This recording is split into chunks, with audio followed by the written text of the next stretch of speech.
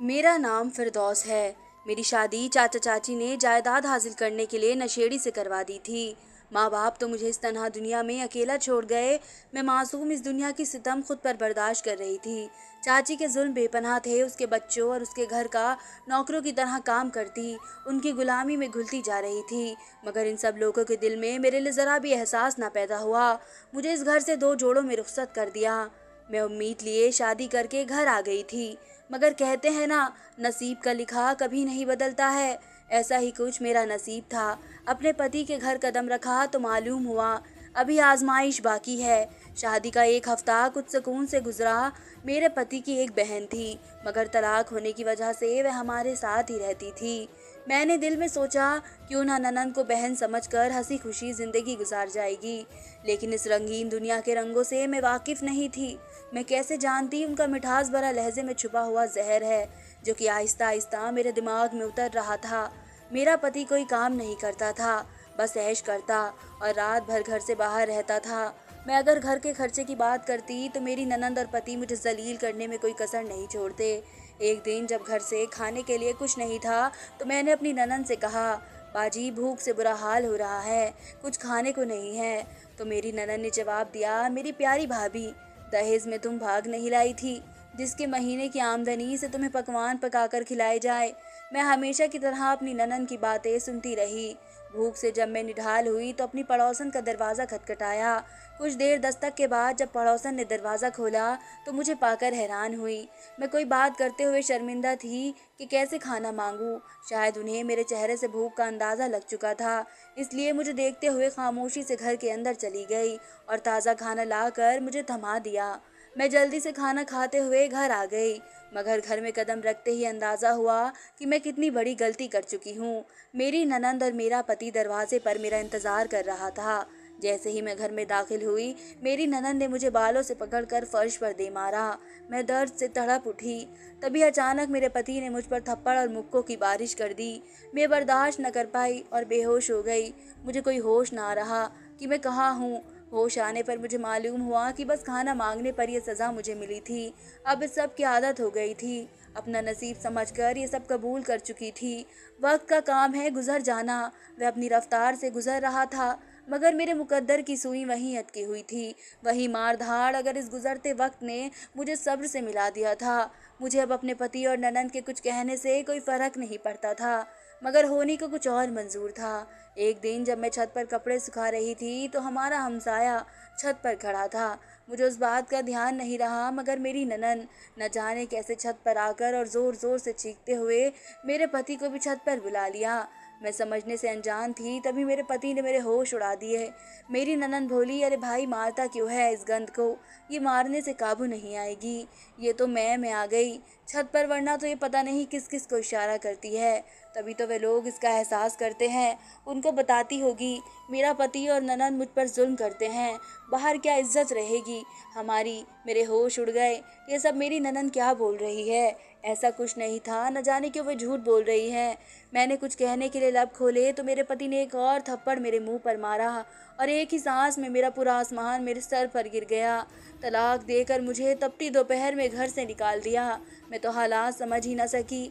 ये सब इतना जल्दी में हुआ कि अब मुझ में हिम्मत नहीं थी कुछ सहने की। मैं एक नदी के किनारे बैठ गई, कुछ देर में बैठी रही।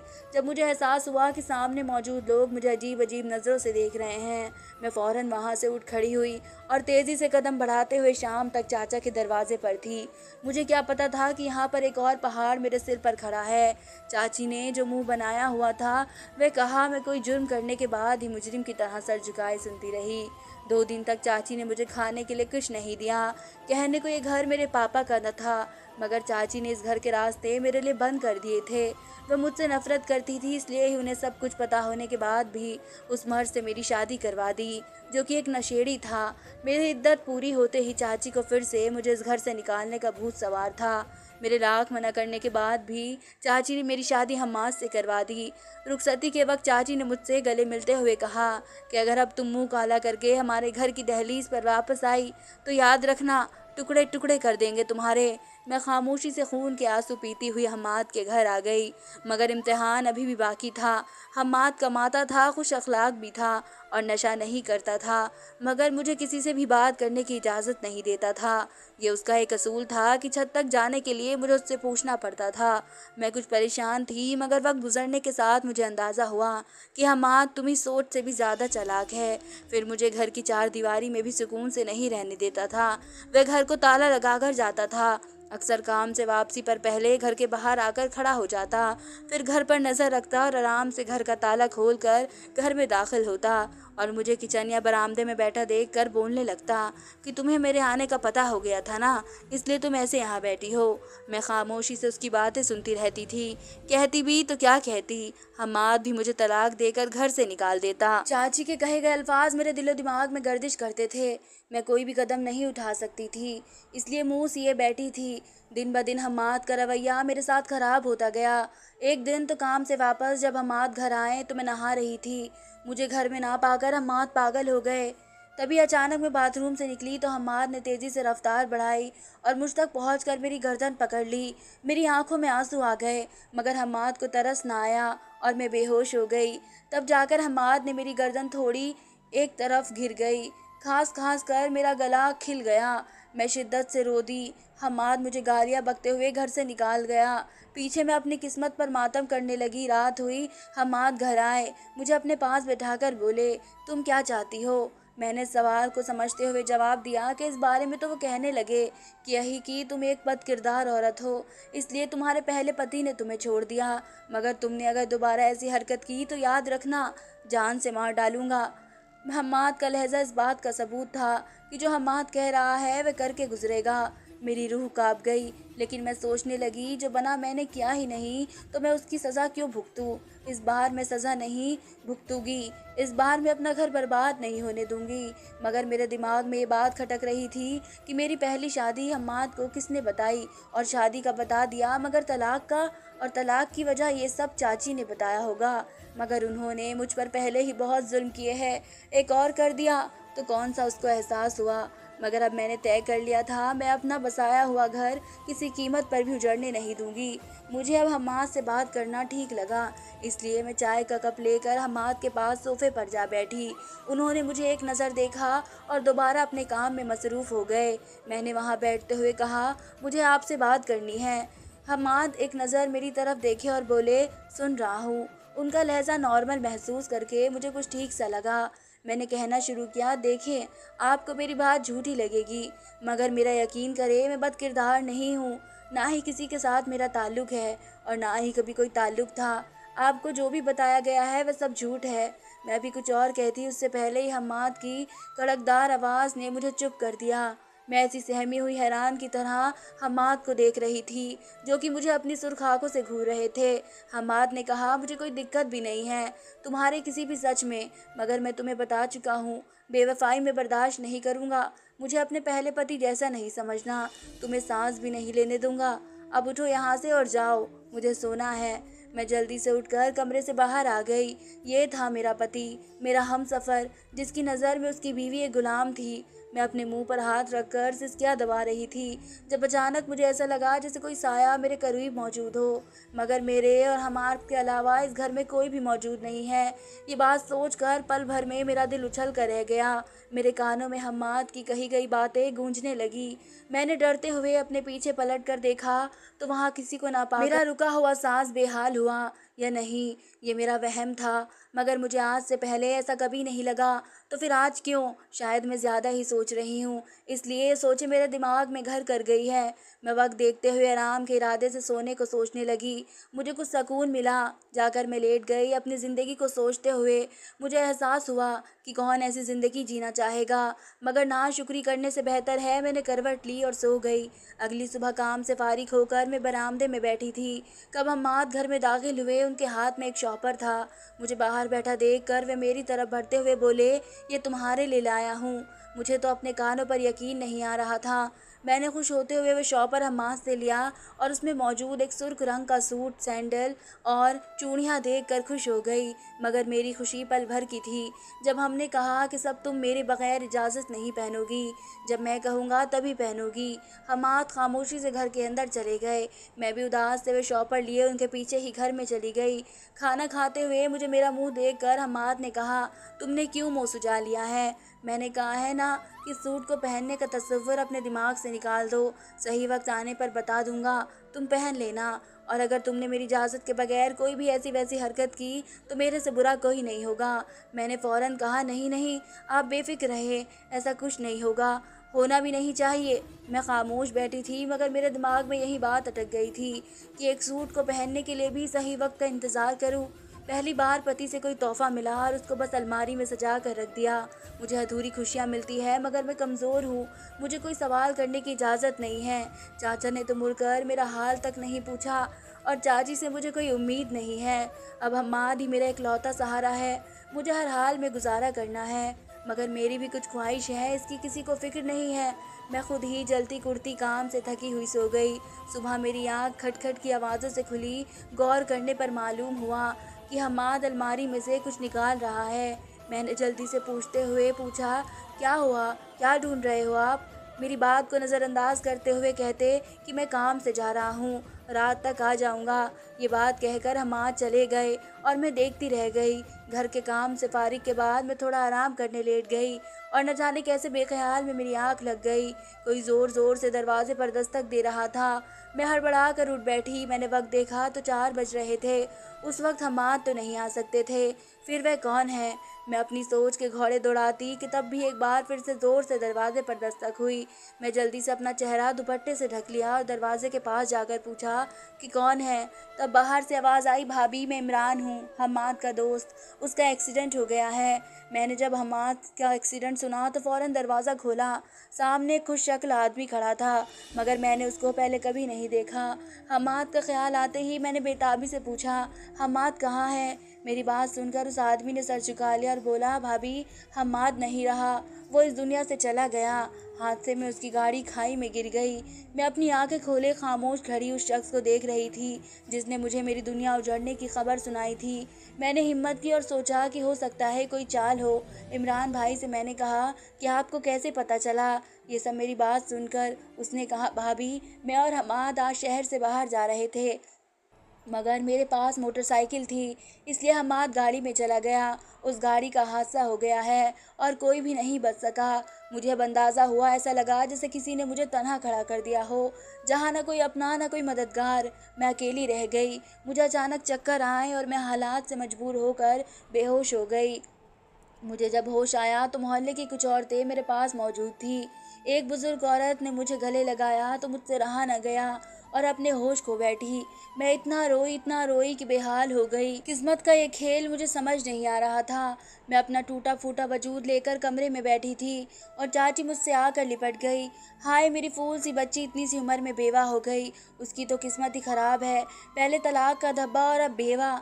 हाय मुझे उस वक्त अपना होश नहीं था। चाची का रोने का क्या जवाब देती, मगर मैं खामोश थी और अब सोच रही थी कि क्या होगा। मेरा खुद का अंजाम सोचते हुए मैं एक बार फिर रो पड़ी। अब क्या बाकी था? मेरी ज़िंदगी में हम्माद चले गए, यहाँ मुझे तक कर गए। मैं अपने नसीब को कोस रही थी जब चाची मेरे पास आकर बैठ गई और बोली, है फिरदौस बस कर, कितना रोएगी? मेरी बात ध्यान से सुन। तेरे मियाँ के कुछ रिश्तेदार थे जो कह रहे थे उसकी जायदाद है, तू अकेली है, तू क्या करी दौलत का?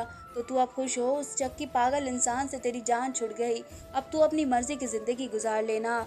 और हाँ, तू बेफिक्र रह, तेरी चाची है ना, तेरा ख्याल रखेगी। तो अब सारी उम्र मेरे साथ रहेगी। ये घर वगैरह बेच दे, कैसी जवान तू यहाँ अकेली रहेगी। मैं जानती थी चाची कभी मेरी सगी नहीं हो सकती, उन्हें उस वक्त भी अपनी ही पड़ी है। यहाँ मेरा सब कुछ लुट गया, मगर अब मुझे खुद को मजबूत बनाना था।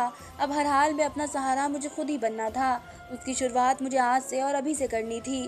और अब चाची पर फिक्र रहे, मैं यहाँ अपने पति के घर में अकेली नहीं हूँ, उनकी यादें मेरे पास ज़िंदगी गुजार देगी और आप तो बस दुआ करें कि ऊपर वाला मुझे आपके दर पर न लाए। मेरा पति शक्की था या जैसा भी था, मगर मेरे लिए तो बहुत अच्छा था। उम्मीद है आइंदा आप मेरे मामले में दखल अंदाजी नहीं देगी। चाची को शायद मुझसे इस बात की तो उम्मीद नहीं थी, इसलिए अपना सा मुँह लेकर वह चलती बनी। मुझे भी उनकी झूठी हमदर्दी की ज़रूरत नहीं थी। चाची अपना सा मुँह लेकर चली गई। मोहल्ले की कुछ बुजुर्ग औरतें मुझे सब्र की तसल्ली देते हुए चली गई। अब मैं थी मेरा तन्हा वजूद, और हम्माद घर में सर पे टेक लगाए मैं बैठी थी, जब मेरे बेकरार दिल ने चाहा कि हम्माद का एहसास मिल जाए। मैं तड़प कर अपनी अलमारी में से वह शॉपर निकाला जिसमें मेरे लिए लाया हुआ हम्माद का पहला तोहफा था। मैं उस सूट को खुद से लगाकर बहुत रोई। वक्त के गुजरने का पता ही नहीं चला। एक हफ्ता तक मैंने हम्माद की यादों के सहारे जीने की कोशिश की थी। एक दिन मैं सहन में बैठी हम्माद के लिए दुआ कर रही थी कि अचानक एक बच्ची मेरे पास आई और बोली, ये आपके लिए है। इसलिए एक काकी लिफाफे को मेरी तरफ बढ़ा दिया। मैंने वह लिफाफा नहीं खोला था और वह बच्ची फौरन वहाँ से भाग गई। मैंने वह लिफाफा लेकर एक तरफ रख दिया और खुद किचन में चली गई। काम वगैरह में दिन गुजर गया, मैं इस लिफाफे को खोलना ही भूल गई। अगले दिन मैंने जब सहन की झाड़ू लगाई तो मेरी नज़र उस लिफाफे पर पड़ गई। मैंने याद किया कि कल ये लिफाफा यही छोड़ दिया था। मैंने झाड़ू एक तरफ रखी और इस लिफाफे को खोला। उसमें एक साथ था। उसका खोल कर पढ़ते हुए मेरी आंखें फट जाने की हद तक खुल गई। मुझे अपनी टांगों पर खड़ा रहना मुश्किल लगा। मैं फौरन बैठ गई। ये सब क्या था? मैं कल इस खत को एक तरफ रख कर दीवाना होकर घर से बाहर भागी। आसपास वाले लोग मुझे हैरत से देखने लगे, मगर मुझे किसी की फिक्र नहीं थी। आखिरकार मैं अपनी मंजिल के सामने थी, मगर मेरा दिल बहुत ज़ोर से धड़क रहा था, जिसमें कँपकँपी थी। मेरी आंखों पर यकीन नहीं आ रहा था। मेरी आंखें नम थी। तभी अचानक मैंने दौड़ लगाई और फौरन जाके हम्माद के सीने से जा लगी। काफ़ी वक्त गुजर गया, हम्माद ने मुझे खुद से जुदा नहीं किया और मेरी आंखों के नम किनारों को अपने हाथ से साफ करते हुए बोले, बस अब बहुत रो ली तुम। और इधर उधर हम्माद मेरा हाथ थाम कर एक कार में बैठ गए। मैंने कुछ बोलना चाहा, मगर इससे पहले ही हम्माद बोले, कुछ नहीं बोलना, अभी मैं सब बता दूंगा, तुम्हारी सारी उलझन को सुलझा दूंगा।